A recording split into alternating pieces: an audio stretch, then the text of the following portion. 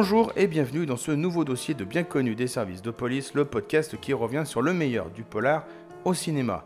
Et cette semaine, la brigade cinéphile reçoit un véritable greffier de la cinéphilie qui tient les registres et qui veille comme personne au bon déroulement des débats, qui consigne, archive et transmet l'illustre mémoire du 7e art en la personne de Monsieur Jérôme Ouibon. Un grand merci d'être là, Jérôme. Moi, ça me fait plaisir. Depuis la première émission sur Garde à Vue, j'écoute le podcast et ça fait du bien d'entendre parler de polar en longueur pendant 1 heure. Ouais, j'aime beaucoup. Merci. D'autant plus que, dès ce que je disais hors antenne, dès le début, quasiment, je voulais t'inviter et j'attendais vraiment le bon titre, notamment dans tes collections désormais, et c'est vraiment un immense plaisir et j'ai envie de dire même un grand honneur que de t'avoir ici en interrogatoire pour évoquer, selon moi, l'un des plus beaux polars hexagonaux. De toute façon, on va pas spoiler parce que je pense que en cliquant sur le podcast, les gens savent le titre du film. Mais c'est le choix des armes en 81, qui est au carrefour de différentes tendances, hein. Enfin, on va en parler, mais c'est un film important, je trouve, dans le renouveau du polar français. Et c'est un hommage, en fait, à la fois. Donc, on va développer ça. Mais c'est vrai que le film est un film charnière, je trouve. En plus, il arrive au début de la décennie 80. Il est entre deux époques. Moi, j'aime beaucoup le film pour plein de raisons. Évidemment pour la musique de Philippe Sard, mais parce qu'il faut en parler. Mais ouais, c'est vraiment un film important. Avant de commencer, je rappelle à nos auditeurs que tu es donc réalisateur de nombreux documentaires, notamment sur le Splendide, Jean-Paul Belmondo, Alain Jesua, Charles Bronson et beaucoup d'autres. Tu es concepteur donc de bonus pour divers éditeurs de DVD et de Blu-ray. Et à ce titre, on peut le dire, tu es quand même l'un des plus grands, on va dire, spécialistes des archives audiovisuelles autour du cinéma. Et donc, une fois de plus, tu es le directeur de 2 collections désormais pour Studio Canal+, Nos années 70, et donc plus récemment son nouveau pendant, on pourrait dire Nos années 80. Voilà, on retrouve pêle-mêle le meilleur du cinéma français de l'époque, avec des œuvres populaires connues, on va dire, du plus grand public, et d'autres pépites un petit peu plus oubliées, mais qui ne demandaient finalement qu'à être découvertes ou redécouvertes dans de très très belles copies. Et c'est évidemment le cas, on en parlait un petit peu entre nous avec le choix des armes. Oui, c'est une volonté de ma part, et puis de Studio Canal, de proposer un panorama, en fait. J'aime bien le mot panorama, c'est-à-dire que de films très connus, d'autres un peu moins, mais les films se répondent, en fait, de toute façon, parce que ils sont parfois de la même année. L'autre jour, il y a quelques mois, on avait sorti Pour sans briques t'as plus rien, et avec Anémone et Gérard Jugnot et Daniel Auteuil, et c'est vrai que de se replonger là-dedans, en plus il y a un petit côté polar en plus dans le film, en plus d'être une comédie, mais Anémone et Gérard Jugnot sont à l'affiche de 3 films la même année. C'est un truc assez bizarre, quoi. Donc, et j'aime bien resituer un peu le contexte, et parce qu'en plus c'est pas encore des immenses stars en 81, en 82 je crois, quand sortent le Pour sans briques t'as plus rien, mais voilà, ils sont à l'affiche de Le quart d'heure américain aussi, et du Père Noël est une ordure. Donc je trouve ça marrant, c'est cette espèce de parfois il y a des castings qui se retrouvent 3 fois à l'affiche. On parlait hors antenne de Tir groupé, qui est un vigilanté, un film de vengeance. Il sort le même mois que Légitime violence de Serge Leroy. Donc il y a 2 films français qui sortent le même mois sur le même sujet. Et je trouve ça intéressant de resituer tout ça, et pas juste de les prendre un par un, en fait. Voilà, je trouve que les films se répondent, et c'est un peu l'intérêt et l'envie, en fait, surtout l'envie de ces 2 collections.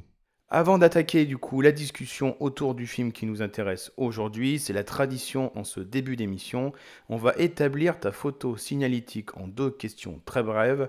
La première, très simple, quelle est ta définition d'un bon polar ? Alors, ouais, j'y ai réfléchi parce que tu m'en avais parlé. Je trouve, en tout cas, ce que j'aime dans les polars, c'est souvent l'importance du lieu, en fait, où se déroule le polar. Évidemment, il y a Los Angeles, on pense évidemment à Hit, mais il y a aussi Garde à Vue, par exemple, c'est dans une petite ville de province, je sais plus où ça se passe d'ailleurs, mais c'est près de la mer, clairement, sinon il y aura pas de phare, mais voilà, c'est des unités de lieux que je trouve intéressantes, et c'est-à-dire que le lieu est un des personnages principaux de l'intrigue.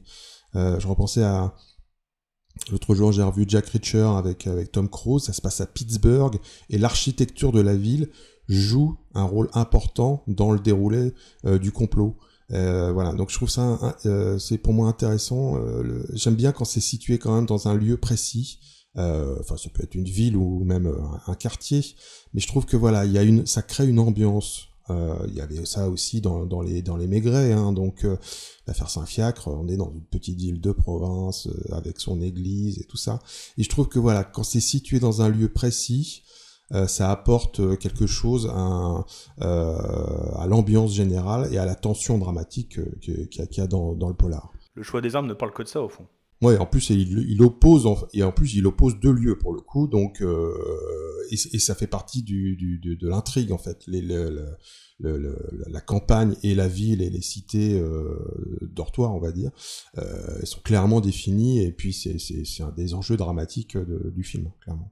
Seconde question, beaucoup plus complexe, quel est ton polar préféré cette fois-ci? Alors bah c'est dur, hein. Ça c'est vraiment très très dur, parce que ça change tous les 15 jours évidemment. Évidemment j'aurais pu dire Hit de Michael Mann ou Le Solitaire de Michael Mann parce que voilà, c'est des trucs indépassables. Mais j'ai choisi un autre réalisateur que j'aime beaucoup et qui a beaucoup touché au polar, c'est David Fincher, et son adaptation de Millennium, Les hommes qui n'aimaient pas les femmes. Alors, il a adapté que le premier, parce que le film n'a pas marché, donc le premier roman de Sveg Larsson, que j'avais lu en plus, donc je connais même 2 fois les trois premiers romans, et que la télévision suédoise avait déjà adapté plutôt bien, même si c'était un petit côté téléfilm, mais et avec Noomi Rapace qui a été révélé par ça. Et je m'étais dit quand Fincher l'a adapté, non mais c'est super, mais on pourra pas dépasser Noomi Rapace parce que elle est le personnage. Et en fait, bah si quoi, on peut faire quelque chose d'autre. En plus, Daniel Craig, il est formidable dans le rôle. Et là, c'est pareil, c'est aussi une unité de lieu. La plupart du temps, parce qu'on est sur une île, une presqu'île, enfin voilà, où va se dérouler les 3/4 de l'intrigue, à 2 temporalités différentes, c'est-à-dire qu'aujourd'hui, et puis un événement qui a eu lieu 40 ans avant, un enlèvement, enfin voilà. Et je suis fou du film, je revois quasiment tous les 2 ans, parce que visuellement, je trouve ça éblouissant la manière dont il a pris le roman et l'a adapté, surtout après l'adaptation suédoise qui n'était pas très très jolie visuellement. Voilà, j'étais hyper déçu que le film ne marche pas, parce que Craig est formidable en plus là-dedans. Et puis après, Hollywood en a refait d'autres complètement nazes, enfin d'autres adaptations de Zach Larson, plus action, tout ça, ce qui est pas du tout le sujet en fait. Donc voilà, j'aime beaucoup ce polar, mais j'aurais pu, il y a Gone Girl qui est formidable aussi, il y a Zodiac évidemment. J'aime bien quand Fincher revient au polar de temps en temps, entre 2 projets différents. Moi j'aime beaucoup, voilà, c'est ça. Et puis évidemment il y a eu récemment Killer sur Netflix que j'avais adoré, donc voilà, j'aime beaucoup quand Fincher touche au polar, c'est toujours des expériences différentes en plus, donc il creuse un peu quelque chose, enfin il explore le genre, donc voilà, j'englobe un peu, tu m'as demandé un polar préféré, mais disons que les polars de Fincher sont voilà, hyper enthousiasmants à chaque fois, donc voilà mon choix. Pour les besoins de cette nouvelle enquête, direction la Courneuve et sa cité des 4000, sa grisaille et ses matins blêmes sans espoir, pour mieux tenter de s'échapper avec le choix des armes donc, un diamant noir qui oppose les générations, les approches de style et les territoires donc, réalisé en 1980 par un Alain Corneau alors en pleine possession de ses moyens, hein. Il sortait à l'époque de Série Noire en 79, et donc du coup, comme on vient de le dire, un film donc, qui est présent dans la première salve de Blu-ray donc, de ta collection Nos années 80. Et c'est, voilà, moi je tenais vraiment à faire comme ça un film d'Alain Corneau. Alors il y avait vraiment l'embarras du choix hein, quand même entre Police Python, La Menace, même plus tard un film que j'aime beaucoup moi, comme Le Cousin, qui est je trouve pas très cité et qui quand même témoigne, on va dire, d'une génération, d'une époque plutôt où le polar était vraiment pas très présent au cinéma et beaucoup plus évidemment à la télévision. Et je trouve que c'était un film qui faisait un peu de la résistance. Et j'ai vraiment sauté sur l'occasion quand j'ai vu la ressortie en Blu-ray voilà, du choix des armes, qui est vraiment un film qui me touche d'une manière vraiment très profonde. Voilà, cette gamine, je trouve que c'est le cœur du film, cette petite fille avec ses grands yeux, la fille de Gérard Depardieu, je trouve que c'est la clé du film et qui raconte beaucoup de choses. Et voilà, c'est un film moi, que j'aime beaucoup. Et Alain Corneau, voilà, c'est un vrai cinéaste qui compte, je trouve, dans le genre en France, qui l'a emmené vers une vraie modernité, qui a utilisé comme ça des anti-héros vraiment réalistes, des nouveaux corps, des nouveaux visages, un peu comme le cinéma américain de l'époque, avec des De Niro, des Pacino, des gens comme ça, et qui a réinventé comme ça les anciennes figures, une utilisation très particulière de la bande son aussi, avec des morceaux de variété aussi que les gens pouvaient entendre, qui sont vraiment incorporés dans la diégèse par exemple. Et puis encore une fois, on va y revenir souvent, je pense, hein, ces paysages urbains voilà, en pleine mutation, la banlieue, ces quartiers populaires, une petite criminalité comme ça, en pleine expansion, sans honneur, glauque, minable. Et c'est quelque chose qui va, je trouve, tenir jusqu'à la fin de sa carrière avec toujours, et c'est ça qui est admirable chez lui, un peu comme Martin Scorsese, une vraie cinéphilie, une vraie passion qui le dévorait, quoi, une vraie énergie, et qu'on retrouve, je trouve, en tout cas, chez peu de cinéastes en France. Ouais, ouais, mais j'ai eu bon, le plaisir de le croiser pour les bonus DVD de La Menace, donc il y a une quinzaine d'années, enfin la première édition de La Menace chez Opening, et donc on avait interviewé et aussi Carole Laure, ouais, c'est ça. Et je me souviens d'être allé chez lui dans le Marais, et le souvenir que j'en garde, c'est son sourire en fait, cette envie de partage de ses souvenirs évidemment, du tournage de La Menace, mais aussi voilà, de parler de cinéma, quoi, de parler de jazz aussi, de musique, voilà, ce côté passeur qu'il y a chez certains cinéastes, qui a forcément Scorsese pour le coup aussi. Et puis évidemment, Corneau est très inspiré par le cinéma américain dans ses premiers films, hein, dans ses deux premiers polars avec Montand. Alors le choix des armes est entre les deux pour le coup, parce que c'est plus, de mon point de vue, c'est plutôt un hommage au cinéma policier des années 50-60 français. Il y a un contraste, quoi. C'est un mélange des deux, quoi. Donc puis il retrouve Montand, donc c'est le dernier film qu'il va faire avec Montand, et je trouve que ça clôt un peu cette trilogie sur la spirale de la violence en fait qu'il y avait déjà dans Police Python, où Montand est pris dans son propre jeu là voilà, et dans La Menace c'est le même truc, il est il est pris dans un truc, un engrenage, et là aussi Montand qui est plutôt dans le choix des armes et puis retiré des affaires depuis très longtemps, il a un haras, et puis son passé revient, et puis il le dit tout de suite, hein, quand Depardieu arrive avec et puis l'ancien ami de Montand, je vous héberge, je vous soigne, et après je veux rien savoir, si vous voulez partir à l'étranger je vous aide, mais c'est tout, quoi. Et évidemment on sait que ça va pas être possible, donc il y a aussi cette spirale là, et de la violence, parce que à la fin du film il ouvre le placard et puis il prend un flingue, alors que 20 minutes avant il avait dit non, quoi. Donc ouais, c'est marrant. Voilà, il y a Corneau, il conclut quelque chose là, parce qu'après il va pas faire de polar en plus pendant quelques années, hein, ouais, c'est ça. Après il fait Force Sagan dans mon souvenir.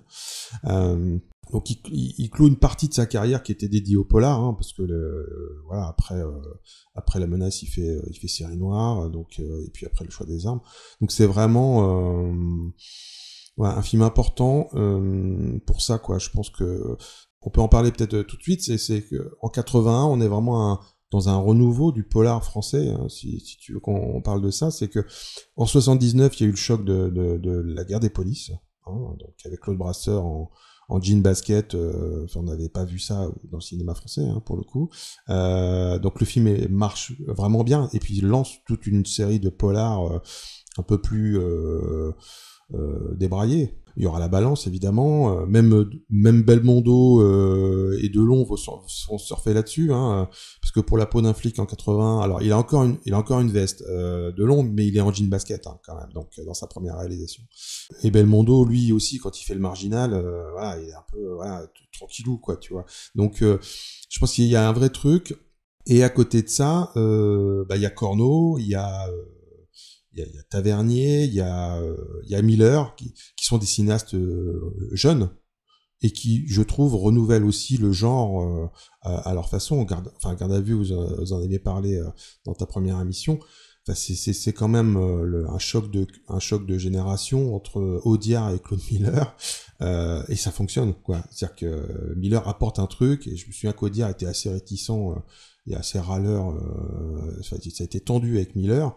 Et quand il a vu le résultat final, il s'est dit ah oui, mais il a raison en fait, il a raison. Et d'ailleurs on va remettre le couvert, on va faire Mortal Randonnée dans la foulée. Donc il y a ça, et je trouve que Corneau fait ça aussi là. Il veut rendre hommage au polar avec des truands qui ont un code de l'honneur, donc qui sont incarnés par Yves Montand et Jean Rougerie, qui est très bien aussi. Il a quelques scènes très bien où voilà, ils se remémorent leur passé et leur code de l'honneur. Et puis les truands actuels qui ont pas du tout de code, qui sont des voyous, quoi. Donc et qui sont Depardieu et Anconina. Et je trouve que voilà, ça fait bien la jonction en fait entre deux genres. J'ai l'impression que Corneau dit au revoir au polar de Pigalle, enfin des choses comme ça dans les années 50, de Gilles Grangier, tout ça, quoi. Donc il en a parlé, je pense, dans plusieurs interviews de cette volonté. Alors je pense que le public s'en rendait pas tellement compte, mais avec le recul, ouais, ça se dégage pas mal, quoi. Et donc voilà, j'aime beaucoup le film pour ce changement en fait dans le polar français, cette évolution. En plus, il tourne en scope, en Dolby Stereo, un des premiers films en Dolby Stereo. On parlait du son tout à l'heure, c'est essentiel chez Corneau. Et il y a une volonté de faire un truc. Le scope, en plus, avait assez disparu dans les années 70, quasiment même. Et là, il y a toute une génération de cinéastes jeunes qui veulent retourner en scope. Il y a Patrice Lecomte, donc il y a voilà, il y aura Arcadie sur le Grand Pardon. Enfin, ils veulent tous tourner en scope, Besson évidemment. Et là, donc le film est en scope, donc espèce de avec Pierre-William Glenn, qui est aussi un des chefs-op importants de la décennie, hein, clairement. Cette volonté de faire un spectacle presque hollywoodien, quoi. Il y a une volonté de faire quelque chose de très très soigné, en fait. J'aime beaucoup les films des années 70, mais l'image, c'est pas ce qui prime beaucoup. Dans les films de sauter, par exemple, c'est pas la photo qui nous attire le plus. Donc voilà, mais ouais, c'est un film charnière, en fait. Puis moi, ce que j'aime chez Alain Corneau, c'est que tu sens, il l'a dit de toute façon en interview, il l'a dit tout au long de sa carrière, il aime profondément le genre, il aime profondément le cinéma policier, il aime profondément le polar, il aime profondément le film de gangster. Et ce qui est intéressant chez lui, c'est que ça s'excuse pas en fait d'être autre chose. C'est-à-dire, chez lui, voilà, c'est la fameuse phrase, tu sais, c'est plus qu'un polar, ça parle de la société, etc. Ça a un message derrière. Non, non, d'abord, avant toute chose, c'est bel et bien un polar avec les codes du genre qu'il respecte. Et effectivement, après Série Noire en 1980, quand il veut refaire du coup un film policier, il veut s'éloigner, on va dire, des références américaines qu'il avait avec Police Python 357, par exemple, je sais pas, à la Don Siegel, par exemple, à la Dortiari. Et là, de ramener tout ça, effectivement, à une tradition du genre à la française. On peut penser, voilà, il le dit ouvertement aussi en interview, un Radia sur la chenouve d'Henri Decoing, Voici venu le temps des assassins, donc de Julien Duvivier, Le quai des Orfèvres de Clouzot, Le désordre et la nuit. Tu citais Grangier, voilà, il est clairement aussi dans cette dimension-là. Déjà à l'époque, visiblement, j'ai vu des papiers disant qu'il pensait déjà quand même à un remake du Deuxième Souffle, de réadapter le Giovanni, déjà à la base. Et d'ailleurs, quand on revoit le film, moi, bon, c'est un film qui a des problèmes, hein, le Deuxième Souffle de Corneau, mais je trouve qu'il y a déjà des petits passages comme ça qui rappellent le film, notamment le personnage de Michel Galabru, là, Bonardo. Dans son style, il a vraiment le même style, Michel Blanc, dans l'adaptation du Deuxième Souffle qu'en a fait Corneau à la fin de sa carrière. Et même dans le côté rotor, dans le côté pervers, on retrouve vraiment voilà, le commissaire Blo joué par Paul Maurice, quoi, dans son côté aussi désabusé par Michel Galabru. Donc il renoue avec cette tradition-là, donc avec aussi son co-scénariste Michel Grisolia, qui était un journaliste, voilà, qui a commencé à écrire des scénarios. Il avait écrit Je vous aime pour Claude Berry. Il avait écrit beaucoup de choses comme ça à l'époque. Il avait été adapté aussi par Georges Lautner avec Flic ou Voyou, son roman L'inspecteur de la mer. Et c'est vrai que les deux ont cette volonté d'un côté d'inscrire voilà ce film-là dans la tradition, voilà effectivement des je sais pas des Pigalle, Bob le Flambeur, tous ces films-là, on va dire, et d'un autre côté effectivement ces nouveaux types de voyous, ces nouveaux délinquants qu'on peut voir dans je sais pas chez Jean-Patrick Manchette par exemple à la même époque, ou évidemment dans Série Noire. Je pense que dans les films de Corneau lui-même avait déjà emmené cette mutation-là. Et pour le coup, ce qui est absolument génial, c'est que il y a Depardieu montant d'un côté, le vieux gangster au code d'honneur qui est obligé finalement de replonger à cause des événements, à cause de la fatalité. L'autre côté, il y a le voyou, le tueur fou, voilà, qui a des pulsions comme ça de violence meurtrière, et puis on se rendra compte progressivement qu'il a quand même une vraie sensibilité, une vraie fragilité, un vrai trauma, un vrai passé, etc. Et bien souvent, dans les critiques qu'on retrouve du film, on revient sur l'opposition de ces deux générations, mais il y a aussi l'opposition de génération chez les flics, avec le vieux commissaire, donc désabusé, joué par Michel Galabru, et le jeune flic joué par Gérard Lanvin, Sarlat. Et je trouve d'ailleurs que c'est même la clé du film, c'est-à-dire que au début du film, quand il débarque sur la scène de crime, il y a un gros plan sur Gérard Lanvin et il voit le corps, on sait d'emblée en fait que c'est lui qui va précipiter finalement le destin de tous nos héros. Et ce qui est intéressant de noter, c'est que les gangsters finalement vont se comprendre progressivement, c'est-à-dire que voilà, Yves Montand, quand il essaie de retrouver Mickey, il va comprendre qu'ils ont quand même un passé finalement assez commun, c'est-à-dire il voit, voilà, il joue au football avec ses amis, il voit dans la merde dans laquelle il vit, quoi. Et il y a un dialogue aussi avec Depardieu et Catherine Deneuve où Deneuve montre une photo d'Yves Montand jeune, il dit voilà, dans les bas quartiers de Marseille, les deux finalement ils vont se comprendre.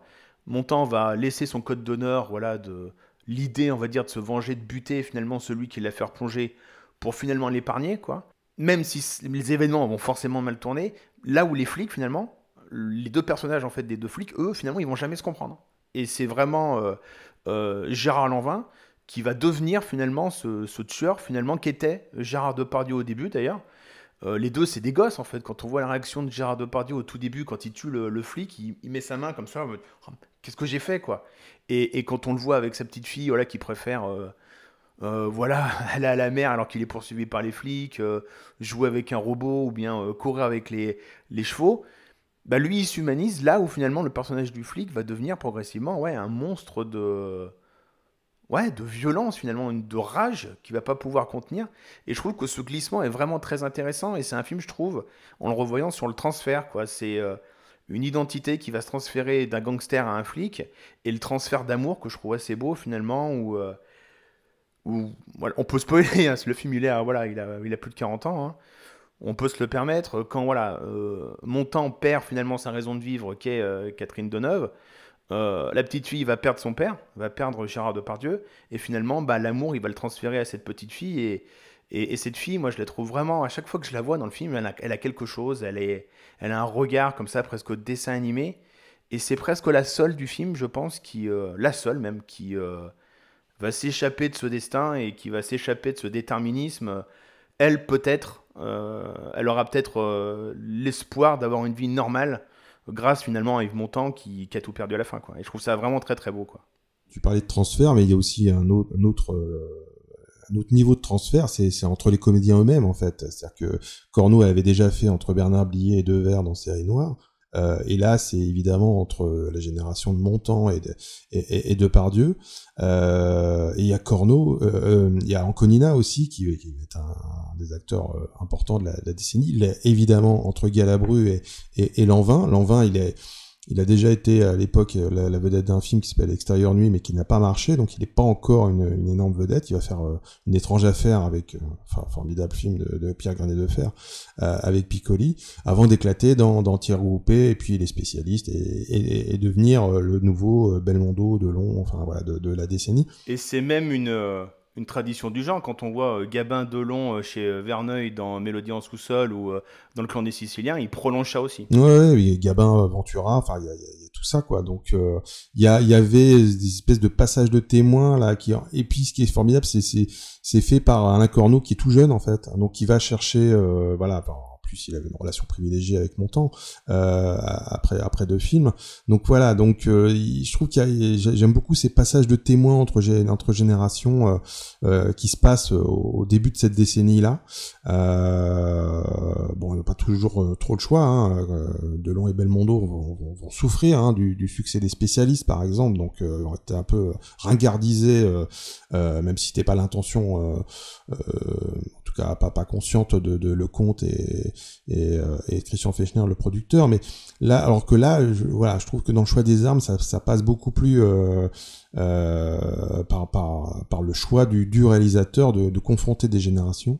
En plus, je trouve ça c'est vrai qu'en revoyant le film, Galabru, il est formidable aussi, hein, en flic désabusé à 2 semaines de la retraite, on dirait Roger Murtos dans L'Arme Fatale. Je suis trop vieux pour ces conneries, tout ça, quoi. On n'est pas loin. Non, mais c'est une époque formidable pour Galabru, parce que il a fait, donc je crois que c'est en 76, il fait Le Juge et l'Assassin avec Tavernier, donc il a le César, et puis surtout, ça change, il peut jouer des rôles dramatiques. Enfin, il est formidable. Il va faire aussi, moi j'ai sorti Le Mort aux dents de Laurent Henman, où il est formidable. Super découverte. Voilà, moi je connaissais pas le film, mais sur le casting, je m'étais dit Dutronc, Piccoli, Galabru, puis le Roland Blanche, et ça, bon, allons-y, quoi. Enfin, il y a parfois des films que j'ai choisis sur des castings, parce que j'avais pas vu tous les films. C'est ça aussi, ces collections-là. Moi aussi, j'ai découvert des films.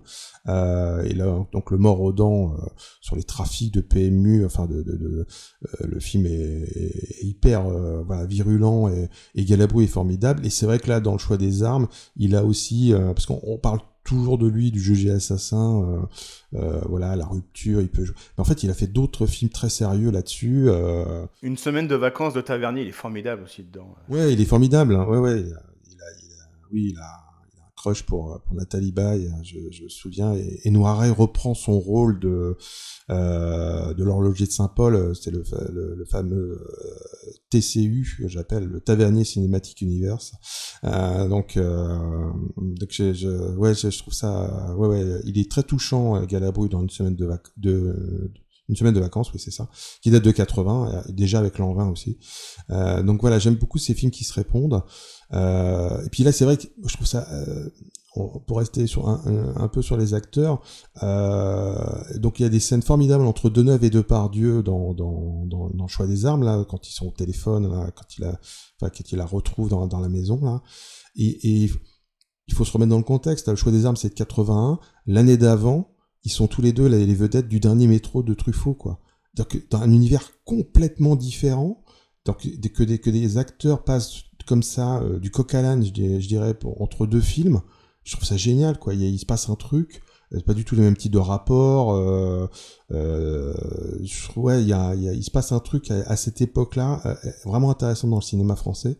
Qui est le fait souvent de jeunes cinéastes qui bousculent un peu tout ça, quoi. Donc quand Serrault joue dans Garde à vue, bon, il a fait L'argent des autres, j'ai oublié le nom des réalisateurs, mais Christian de Challonge. Merci, pardon.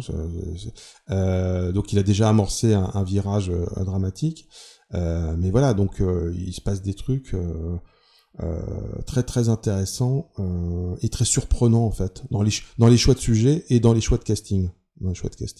Et il y a aussi une autre, on l'a un petit peu introduit tout à l'heure, une autre thématique qui est très intéressante, et tu l'as très bien dit dans ta définition du polar, c'est qu'effectivement les décors, l'architecture, la ville racontent quelque chose dans le polar sur les personnages, et le film, effectivement, au-delà d'opposition de deux criminalités, de 2 générations, il y a aussi une opposition de territoire, entre guillemets, c'est-à-dire effectivement il y a le personnage, on va dire, de Yves Montand qui a réussi à s'extraire de tout ça. En revoyant le film, Alain Corneau joue beaucoup sur les entrées et les sorties de champ. En plus, avec le scope et des mouvements d'appareil, il utilise en plus souvent des plans américains. Il y a vraiment un côté western dans certains plans.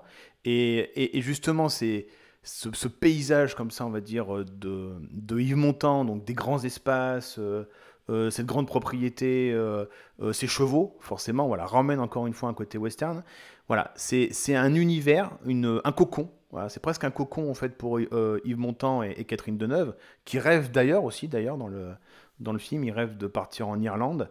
Et il y a un plan que je trouve très très beau, enfin un double plan de la propriété en Irlande. Il filme de loin la propriété une première fois quand Catherine Deneuve et Montand en fait s'en vont et on voit un plan sur un banc comme ça et on le retrouve une deuxième fois dans le film quand la fatalité s'est abattue sur le couple et on voit que c'est un autre couple finalement qui va acheter ce haras quoi. Le rêve est brisé finalement et tout ça pour dire que voilà, c'est une sorte de cocon, une sorte de oui un abri quoi pour Montand et d'ailleurs ce qui est intéressant c'est que les personnages en fait regardent de l'extérieur en fait l'intérieur ou bien inversement regardent l'extérieur depuis cette maison. Donc il y a une sorte oui de bulle que Montand a réussi à se construire et que Depardieu regarde et qui va jamais réussir à avoir. Et donc lui qui vient ouais, des cités dortoirs, bruyantes en permanence, glauques, dégueulasses. Qui est une sorte de cocon, mais qui est une prison en fait. Donc, parce que le film confronte deux banlieues en fait. C'est-à-dire qu'une banlieue voilà de Haras avec voilà des espaces gigantesques, mais on est ils le disent à un moment, elle a pris la porte d'Auteuil, donc elle retourne dans son domaine, donc elle est dans la banlieue parisienne, et Depardieu, lui aussi, il vient de la banlieue parisienne, mais pas la même. Donc j'ai pas enfin je crois pas, mais il n'y a pas beaucoup de scènes dans Paris en fait. C'est pas un film, c'est un film de banlieue en fait, qui oppose deux banlieues qui ont pas, qui se côtoient pas normalement, qui doivent pas se côtoyer, et comme des voyous ne doivent pas côtoyer des truands avec code d'honneur d'une autre génération. Donc forcément ça va mal se passer. Mais ouais, ce choix d'opposer deux territoires, et puis même quand Depardieu braque une banque, c'est pas Place Vendôme quoi. On n'est pas au boulevard des Italiens. Il est dans une petite banque, une succursale voilà de banlieue devant des tours. Je trouve ça hyper intéressant de la part de Cornut de choisir de faire ça quoi. Ouais, on n'est pas chez Jules Dassin avec les cases parfaits. Oui, c'est ça. On n'est pas, voilà, il y a pas de, on n'est pas chez Melville aussi, tu vois, Place Vendôme, dans le Cercle Rouge, avec voilà beaucoup d'apparats et puis de lieux prestigieux quoi. Donc non, c'est hyper intéressant et réfléchi de la part de Cornut. Ouais, ça apporte vraiment quelque chose de très fort au sujet, encore plus 40 ans après, je trouve. Oui, c'est presque c'est ça qui est intéressant aussi quand on se replonge dans ces films-là, dans ces époques-là, c'est que c'est presque, même si c'est de la fiction, même si c'est tout recréé, une sorte d'instantané comme ça d'une époque et ça a presque une dimension documentaire. Voilà, d'une époque en pleine mutation.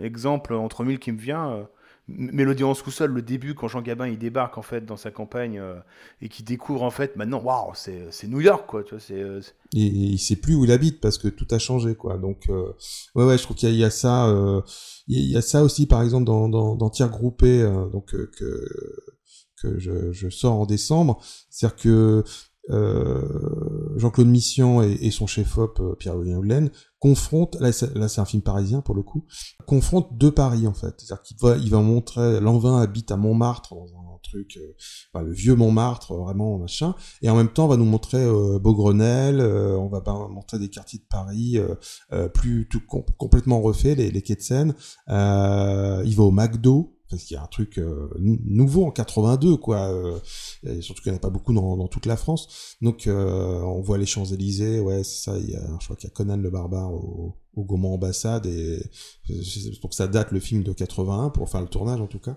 Et là il y a aussi voilà une volonté de confronter des univers architecturaux différents dans la même ville. C'est hyper intéressant sur les transformations quoi. Moi j'aime beaucoup c'est vrai que ces films, on peut penser aussi au Chat de Pierre Garnier de Fer, où la maison est encerclée par des immeubles détruits, donc il reste plus rien, et donc ça c'est le Paris en pleine transformation. Il y a ça aussi dans Armageddon d'Alain Jessuat, où là les halles vont être détruite ou transformée, et donc il se cache, le personnage de Jean-Yann se cache dans les halles qui est sur le point des immeubles vont être des immeubles insalubres. Moi j'aime beaucoup ce que ça montre de Paris en fait. Bon, ça peut être Lyon aussi, hein, dans l'horloger de Saint-Paul. Donc ouais, c'est des marqueurs temporels très forts sur la société française. Si on reste à Lyon avec Tavernier, des enfants gâtés, ça ne parle que de ça, par exemple. Ouais, clairement, oui. En plus, ouais, le film est formidable. En plus, pour rappeler, Piccoli jouait un scénariste, un réalisateur qu'on pourrait penser qui a des calques de Claude Sautet. Enfin, il y a ça. Il y a Christine Pascal qui a aussi un super discours sur le plaisir féminin en 77 qui est plutôt enfin, très inattendu, en plus dans un film réalisé par un homme. Bon, c'est elle qui a écrit le discours, hein. Donc elle-même, parce qu'elle était scénariste, hein, Christine Pascal. Et puis le film s'ouvre par une chanson devenue célèbre par Jean Rochefort et Marielle de Cossimon, je crois, qui a écrit ça, et qui est voilà un truc, un titi parisien machin. Non, c'est vraiment bien, ouais, c'est vraiment bien, Les Enfants gâtés. Si vous l'avez pas vu, jetez-vous là-dessus. C'est un des films les moins connus de Tavernier. C'est ça aussi, c'est souvent ces films n'ont pas marché, enfin les films qui n'ont pas marché à l'époque, ils ont une notoriété plus faible aujourd'hui parce que c'est des systèmes, c'est-à-dire que le film marche pas, donc il passe pas beaucoup en télé, donc il disparaît peu à peu. Et c'est vrai que pouvoir des fois ressortir certains titres au milieu de grosses de grosses machines, mais enfin voilà, mais de films plus connus, ça permet quand même voilà, de les faire revivre un peu. C'est très très agréable, hein, très agréable. Et tu t'introduis un peu une autre partie avec du coup la chanson des enfants gâtés. Effectivement, le film de Corneau, Le choix des armes, a une vraie importance aussi pour le son. Tu l'as dit, travailler en Dolby à l'époque quand même, c'était assez rare. C'était un peu les... C'est hyper rare parce que c'est 81. Moi, je sais que j'en avais parlé avec Gérard Jugnot qui avait mixé Scoot Toujours. Donc là, c'est 85. Il avait mixé en Dolby Stereo. Il avait dû insister auprès de la prod parce que il voulait pas dépenser l'argent. Comédie en mono, ça va très bien, quoi. Film est en scope aussi, Scoot Toujours. Et donc, il m'avait dit, il y avait pas beaucoup de studios équipés, j'allais dire en multipiste, mais avec beaucoup de pistes pour pouvoir mixer, en fait. Les Français, et alors, les salles peut-être étaient équipées, ça, enfin pas beaucoup, mais en tout cas pour mixer en Dolby Stereo en France, c'était très compliqué. On avait un vrai retard. Moi, j'ai souvenir de films des années 90 en France qui étaient toujours mixés en mono. Donc c'est venu vers 95 et on a commencé à vraiment à systématiser. Mais après il y avait évidemment des jeux comme Besson qui étaient tout est Dolby. Les films de Fechner qui va enchaîner la Marche à l'ombre. Marche à l'ombre est en mono peut-être, mais les spécialistes c'est en Dolby. Donc il y avait quand même des trucs, mais la plupart des belles mondos, l'As des As, c'est du mono. Alors qu'on est quand même, il y a pas de problème d'argent. Et là, on est en 80 et c'est vraiment les balbutiements du truc, quoi. Ouais, et c'est une vraie volonté de Corneau pour le coup, parce que c'est galère. Voilà, les gros films qui ont coûté beaucoup plus cher que ça, Le Marginal et autres, tout ça c'est du mono, quoi. Enfin, il y a pas d'ambition visuel mais non plus sonore en fait sur ces films. Donc là il y a une rupture avec Corneau et d'autres comme on a parlé tout à l'heure. Donc oui, c'est important. En plus la Sarde, il compose ses plus beaux thèmes. Enfin, il y a une mélancolie qui se dégage dès le début, hein. Alors c'est de la contrebasse, du violoncelle, je suis nul voilà. Mais il se dégage quelque chose. C'est de la contrebasse. Ouais, c'est la contrebasse. Ouais, il se dégage quelque chose. Enfin, on est happé dans l'univers du film avec la musique dès le départ, en fait. Je trouve dès les premiers plans. C'est vrai que, en fait, Alain Corneau, quand on pense à Alain Corneau en termes de musique, moi, tout de suite, ce qui me vient en tête, c'est vraiment l'utilisation qu'il en fait dans Série Noire, c'est-à-dire les transistors, la musique de variété, Claude François. D'ailleurs, on voit Sardou et Claude François dans la piole toute pourrie là, d'Anconina et de sa femme. Là, on voit des posters dans la chambre des gosses. Puis on entend Sheila à la radio aussi, quand Depardieu et Sheila dans le même plan, c'est un peu... Ouais. Mais ouais, il y a ça. Il y a ça, et d'un autre côté, il a collaboré avant avec Georges Delerue ou bien avec le saxophoniste Jerry Mulligan. Et là, donc là, il travaille avec Philippe Sard qui est un peu plus jeune que lui. Les deux, ils ont vraiment des points communs. C'est-à-dire que Philippe Sard, apparemment, c'était vraiment quelqu'un à l'époque d'extrêmement cinéphile qui avait converti un peu son appartement, de ses parents en une salle de projection. Alain Corneau, grand amateur de jazz, il parlait beaucoup de Maurice Ravel, visiblement, et pour la musique du film, il voulait, enfin, il a hésité en fait, Corneau, d'un côté, on va dire, très orchestral, lyrique, qui emmène effectivement ce sentimentalisme, hein, c'est pas un gros mot pour moi, hein, bien au contraire, premier degré voilà, au film, et d'un autre côté, une énergie comme ça, du jazz, avec un contrebassiste qu'ils adoraient tous les deux, qui était Ron Carter, et qui était très apparemment, je suis pas du tout un spécialiste de musique, mais vraiment quelqu'un d'extrêmement brillant dans la technique. Et finalement, Sard a dit à Corneau, mais on peut faire les deux finalement. Et ça fonctionne très bien, encore une fois, dans cette opposition de génération entre acteurs, entre deux banditismes, et le film il y a cette petite mélodie qui reste en tête et ces grands moments comme ça d'émotions qui jaillissent. Et le film a eu la chance d'avoir la composition de Sard faite avant le tournage du film, ce qui a beaucoup aidé Alain Corneau qui la diffusait sur le tournage pour les comédiens. Oui, à la manière de Sergio Leone avec Morricone. Mais c'est vrai que Sard, il est coutumier du fait, en fait, à cette époque-là, de faire venir des jazzman et des musiciens qui travaillent pas dans le cinéma. Il fait venir Stan Guest pour Mordin pourri, et à chaque fois, je sais qu'il a la prod râle un peu parce que ça coûte cher et Ils sont partis à Londres avec donc l'orchestre symphonique de Londres. Enfin, c'est ça. qui a du budget à l'époque, hein. C'est un gros moyen, quoi. Ça a coûté 20 millions de francs. Alors, c'est difficile à comparer, mais c'est Alain Sard qui a envie de faire un truc un film de prestige, quoi. Parce que et c'est lui qui va chercher Deneuve dans un rôle important, mais quand même un second rôle. On aurait pu prendre une actrice moins célèbre, mais non, il se dit non, mais Depardieu et Montand c'est bien, mais si en plus il y a Deneuve, c'est encore mieux. Pour faire quelque chose de très prestigieux. Qu'on ferait plus aujourd'hui, c'est des cinémas qui se font plus, qui sont des films de stars. Alors évidemment le choix des armes n'est pas juste un film de stars parce que sinon on se retrouve avec le choc avec Delon et Deneuve et puis l'échec artistique que le film peut être. On l'a pas dit, mais Lino Ventura avait refusé le rôle en fait de Noël Durieux, le rôle finalement tenu par Yves Montand. Ouais, Ventura, donc il fait Garde à vue en 81.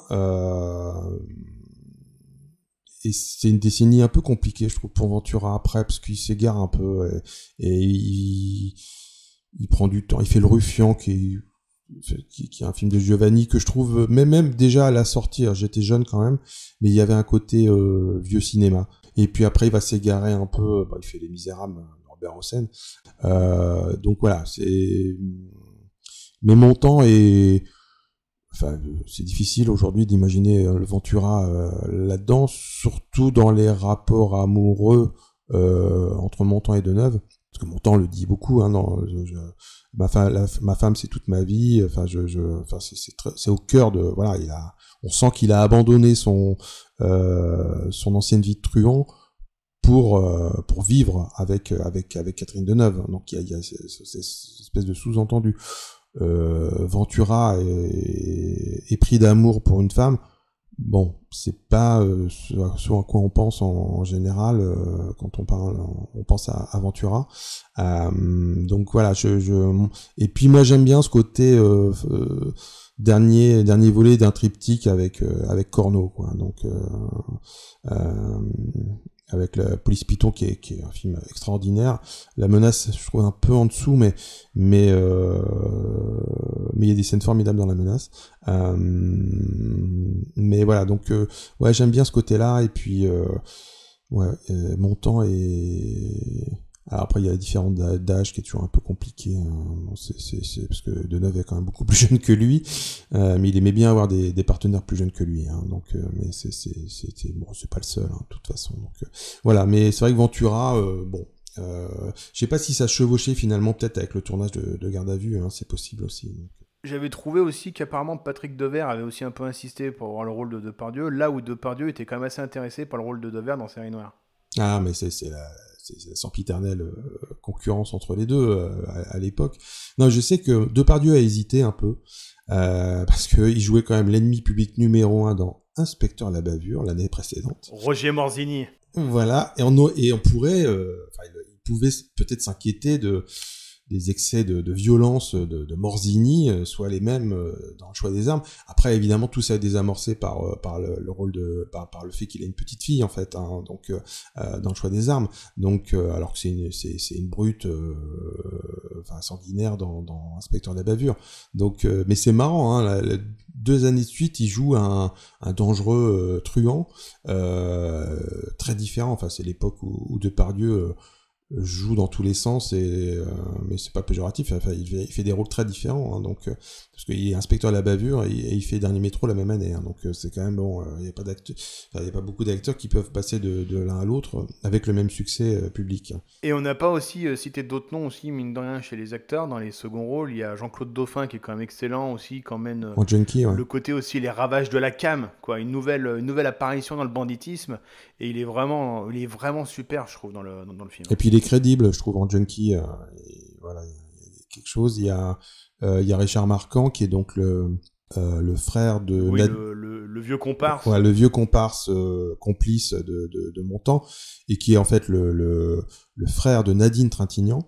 Nadine Marquand Trintignant, qui est la compagne de Corneau, et qui qu'on a vu dans pas mal de films de Corneau, ou de Nadine Trintignant. Donc voilà, c'est vrai qu'il y a ça aussi. Il y a Étienne Chicot. Étienne Chicot qui est vraiment drôle avec sa fourrure en permanence et celui de oui, c'est affreux, mais c'est un acteur formidable, hein, qu'on a vu dans tous les films des années 80. Enfin, je résume, mais c'est un peu ça, quoi. Il était indispensable, et dès qu'il apparaissait, il y avait un plaisir de le retrouver, quoi, parce que il avait une gouaille, et puis un phrasé que j'aimais beaucoup. Moi, c'est vrai que quand je le vois débarquer dans un film, je suis content. Ouais, Étienne Chicot est là, ça va être, il va y avoir une scène ou deux où il va râler un peu. Il jouait un peu des râleurs souvent dans des flics, tout ça, dans des polars. Ouais, c'est un acteur formidable, hein, formidable. Moi, je l'adore dans le Plein de Super de Cavalier. Ouais. Et ouais. Puis il était aussi dans un clip de France Gall, je me souviens, il est dans Évidemment, où il joue un truc muet pour le coup, mais était très touchant. Et Roland Blanche aussi, dans un petit rôle. Ouais, et puis Gérard Loussine, qui joue un métayer, je sais pas comment on dit, mais qui aura une petite carrière il sera dans Pinot Simple Flic, partenaire de Junio. Et vis-à-vis aussi, on évoquait un peu ça par rapport au personnage de Jean-Claude Dauphin avec la violence de la drogue. C'est un film aussi qui joue énormément de la violence, notamment des armes, d'où aussi le titre du film quand même.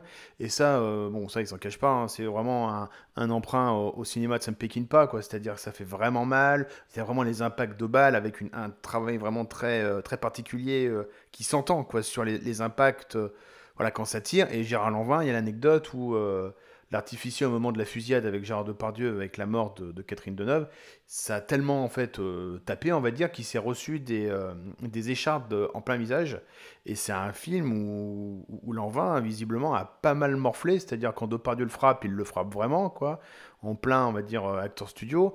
Et il y a la séquence où Montand vide son chargeur sur son visage, avec 5 impacts de balles, ça l'a rendu complètement sourd. Et la réaction en fait, qu'on voit, qui a été filmée d'ailleurs cette séquence à 2 caméras, en une seule prise justement pour voir cette réaction-là, la réaction qu'a Lanvin, fatigue, le froid, tout ce que tu veux, machin, plus il n'entendait plus rien, quoi.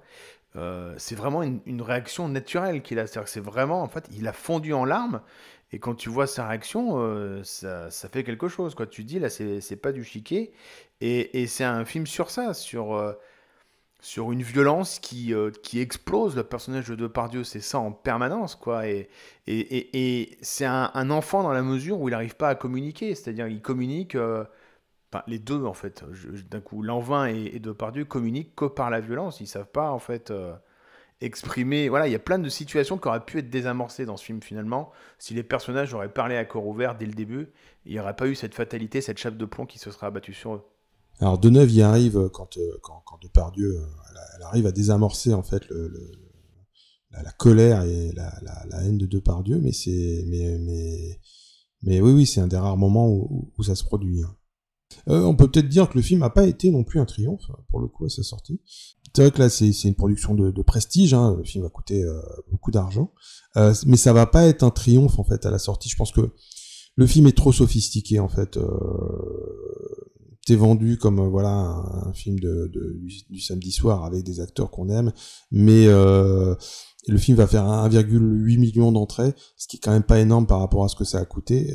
Garde à vue va faire plus de 2 millions par exemple, parce que ça sort au mois d'août 81, je crois, le choix des armes, et en septembre, donc il y a Garde à vue. Il y a aussi Il faut tuer Birgit Haas le même mois. C'est une belle rentrée de polar. Laurent Heinemann. Ouais, qui est un film intéressant.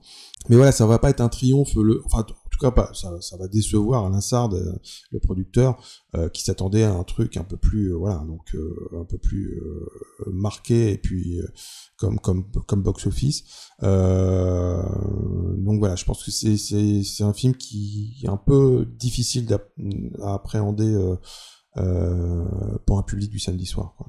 Après, il aura quand même les coups des franches corneaux avec Force Sagan après, ça l'a pas empêché, il retourne avec Depardieu et Deneuve pour une grosse saga. Ouais, un gros film qui, là, pour le coup, va pas marcher du tout, là, pour le coup. Et puis il va retrouver Anconina sur le Môme, que je n'ai pas vu, donc je ne sais pas trop ce que ça vaut. Moi non plus. Mais comme beaucoup, on n'est pas nombreux à l'avoir vu, à l'avoir vu, parce que le film n'a pas non plus marché. Peut-être que ça vaut le coup de jeter un coup d'œil. Mais voilà, donc le film va pas être le succès escompté, quoi. Autre tradition dans Bien connu des services de police pour classer définitivement l'affaire, on traque les complices dans le même genre, une recommandation très rapide d'un film dans le même giron. Jérôme, tu nous conseilles quoi du coup dans le même genre que Le choix des armes d'Alain Corneau?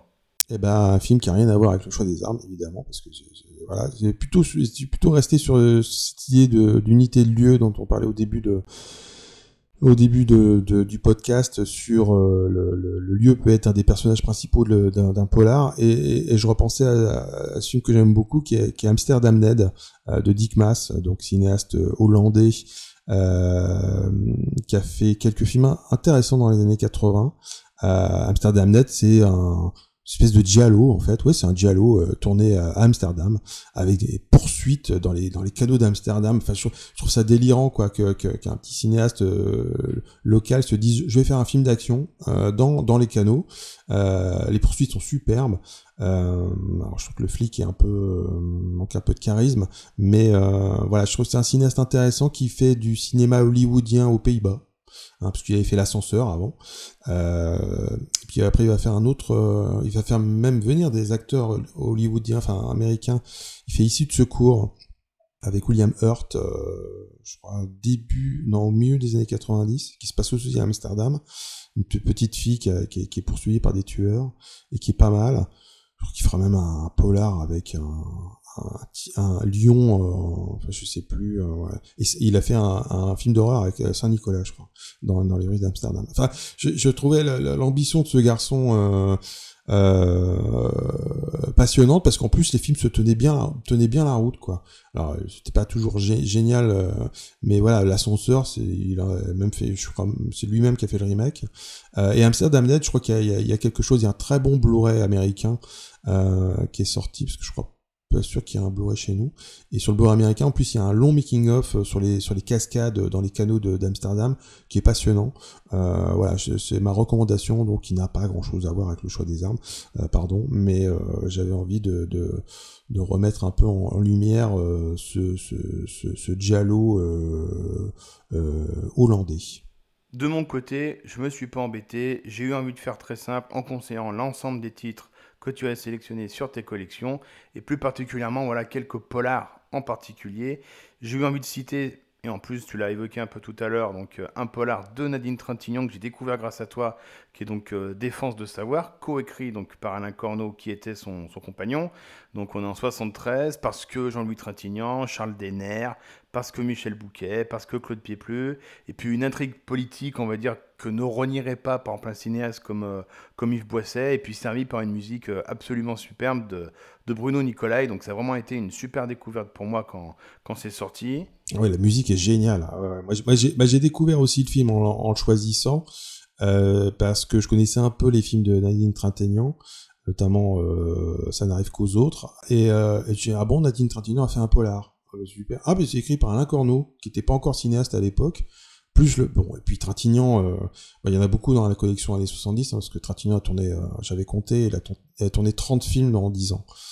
Donc ça fait 3 films par an. Et ma deuxième reco, c'est aussi un polar avec Trintignant. Ah bah voilà, tu vois, mais et le mec, je sais plus, je crois qu'il avait, il était intervenu dans Mauvais Genre avec François Angelier et puis Philippe Rouillet, où il parlait de cette décennie-là, et il disait bah oui, mais moi j'ai beaucoup tourné, mais je les ai pas vus ces films en fait, parce qu'il avait pas le temps de les voir quand ils sortaient.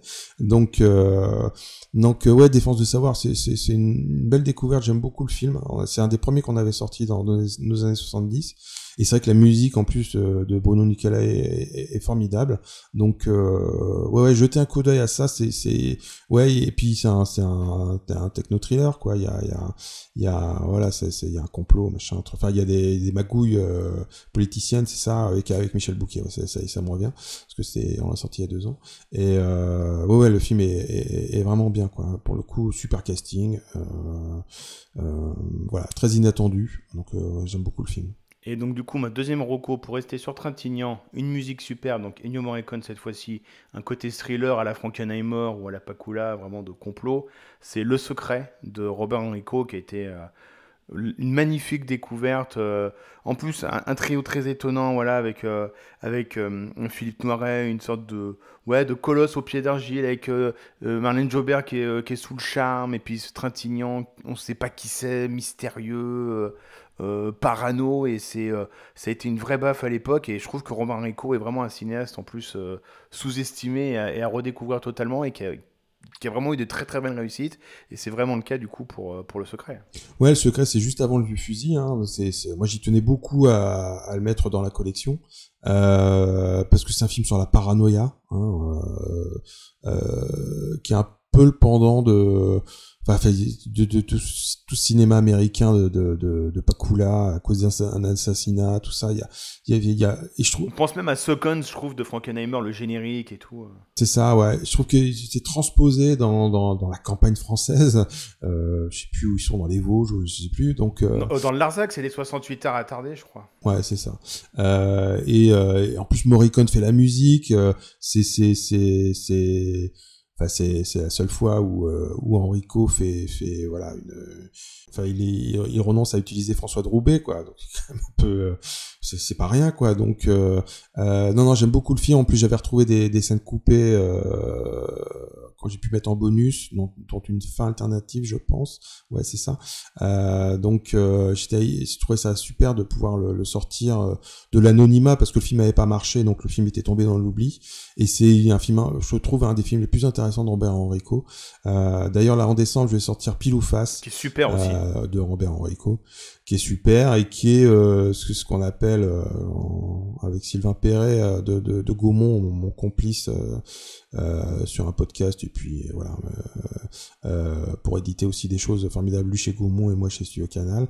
C'est le début d'une quadrilogie entre Michel Serrault et Michel Audiard, parce qu'il y a Pile ou Face, il y aura évidemment Garde à vue l'année d'après, il y aura Mortelle Randonnée donc en 83, et ça se termine avec On ne meurt que 2 fois de Jacques Deray, qui est, je crois, très particulier aussi. Ouais. Alors c'est des cinéastes différents, mais il y a voilà, il y a c'est sur des films assez tristes, hein, de toute façon, et mais voilà, sur une collaboration tardive entre Michel Audiard et Michel Serrault. Ils s'étaient déjà un peu croisés dans les années 60 dans des comédies oubliées et peut-être oubliables, je ne sais plus.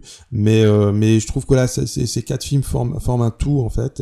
En plus, le film de Jacques Deray, donc en 85, sera le dernier de Michel Audiard, si on met de côté le scénario de La Cage aux Folles 3, mais ça, on a le droit. Donc voilà, il y a une unité. Je suis très content de sortir Pile ou Face, qui est un film très intéressant aussi, avec Noiret et Serrault. et Dorothée, deuxième et dernier film de Dorothée au cinéma, avant qu'elle se lance dans la chanson avec le succès qu'on connaît, sachant qu'elle sait pas chanter, donc c'est quand même un bel exploit. Donc voilà, Robert Enrico, cinéaste intéressant. En plus là je finis cette digression sur Pile ou Face. Il y aura des archives évidemment avec Robert Enrico qui parle du film, mais j'ai aussi retrouvé un reportage sur un film qui a été inachevé en fait entre Robert Enrico et Philippe Noiret, qui s'appelle Coup de foudre, qui date de 1977, avec Catherine Deneuve. Il s'est arrêté au bout d'une semaine de tournage. Et miracle, une équipe de la télévision belge flamande était allée sur le tournage les premiers jours du tournage et fait un reportage que j'ai retrouvé et qui dure une dizaine de minutes et qui sera en bonus et qui montre une scène de tournage et puis des interviews où Robert Enrico nous explique que c'est assez compliqué de monter des coproductions et que tout peut s'arrêter du jour au lendemain. Et tu crois pas si bien dire, mon cher Bob, vu que là lundi c'est fini, tout le monde remballe. Non, c'est une histoire tragique ce tournage, et donc je suis assez content de proposer ça, de faire un pas de côté du film Pile ou Face lui-même, en parlant d'un peu de ce rendez-vous manqué entre le vieux fusil et Pile ou Face. Il aurait dû y avoir Coup de foudre, une autre collaboration entre Noiret et Enrico. Donc je suis très content de proposer cette archive totalement inédite pour le coup, parce qu'elle est pas du tout issue des fonds d'archives français. L'enquête est close, on referme le dossier et on vous conseille de placer de toute urgence le choix des armes en garde à vue. Une fois de plus, un très grand merci à toi pour avoir su si bien évoquer le choix des armes d'Alain Corneau, et surtout un immense merci, vraiment, tu l'as rappelé, pour ton travail d'une richesse et d'une rigueur folle qui nous permet de redécouvrir comme ça tout un pan du cinéma français, laissé quelque peu de côté malheureusement par bon nombre de cinéphiles, et c'est bien de s'y replonger et de découvrir de belles choses. Donc merci encore. Merci pour l'invitation, merci pour l'accueil. Oui, pour conclure, je dirais que oui, tous ces films là qu'on réédite sont souvent des films à portée strictement commerciale au départ. En fait, c'est des films commerciaux au moment de la sortie, et des films du dimanche soir sur TF1. Enfin voilà, pour résumer un peu. Mais c'est vrai que ils montrent quand même la société française à l'époque où ils sont faits, et je trouve qu'ils prennent une patine aussi avec le temps. Comme je dis toujours, les western spaghetti ils étaient diffusés dans les salles de quartier, et aujourd'hui ils sont célébrés à la Cinémathèque. Donc le cinéma commercial dit commercial, parce que tous les films sont plutôt commerciaux, mais en tout cas ces films de divertissement, on va dire, au départ, en fait ils sont pleins de qualité, quoi. Donc c'est bien de pas les oublier, et surtout de les célébrer sur des supports physiques avec des archives où les gens qui les ont fait nous parlent 40 ans, 50 ans après. Donc c'est très important pour moi, et je suis ravi de l'accueil qu'ont ces deux collections. Pareil, cinéphile, deux générations différentes pour le coup, parce que le but c'est pas de faire plaisir aux gens qui ont 40-50 ans, mais aussi à des jeunes cinéphiles. Venez voir les très bons films que Trintignant a tournés dans les années 70. Vous serez surpris, agréablement surpris, et voyez une journée bien remplie réalisée par Trintignant, qui est un bijou d'humour noir. Vous serez pas déçus.